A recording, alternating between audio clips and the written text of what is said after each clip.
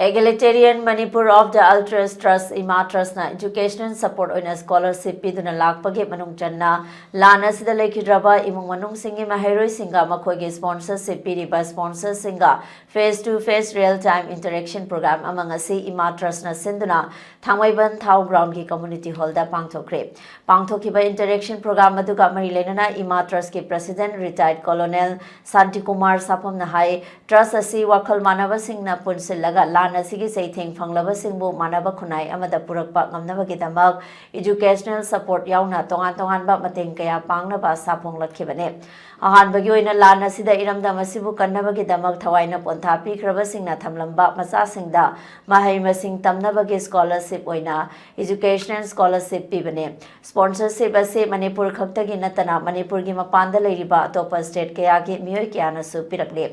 Hauzik fawada punna maheiroi humfuni thoida tha khudinge scholarship ase phangale ahanbagi oina maheiroi chamaga tarada Imatras na sponsorship ase pinaba target thambane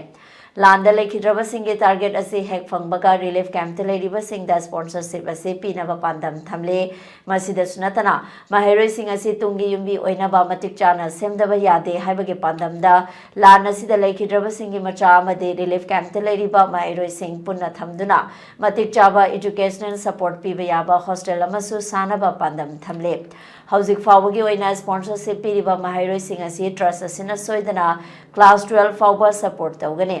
Laibak farabadi makha sangthana sponsorship pinabasu honagane Laan asida leikhidraba emung adugi amata ngairaba sel thokpa miyoi oibana angang kayadi mahai tamba tokpa amade hanadagi hongna mahai tamba phanglamdaba kaya su yauri masida trust asina scholarship pibadagi hojikti mahai tamba phangle haikhe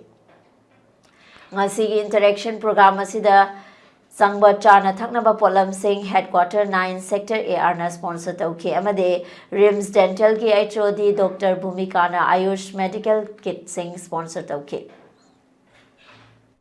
yamna waba natragadi mudom lupa lising mari adumaina pi hoji phauda khoina sponsor tawjari se 62 angang chuzare target ti 110 muk lei ahambada adugi matungda muk relief camp da leiba sina sigiba singini ko aina hajesina aduga si target si yauraba matungda akhoi si linkhatjabasi February gi tang ani da linkhatjagibani adubo hoji phauda akhoi sponsor tawjase 62 angang sing chuzare aduna akhoi tawjase 110 muk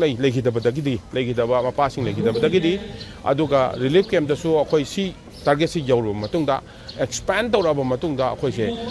relief camp da leiba angang sing sisu akhoi sponsor tawjage haibagi akanba kano leijai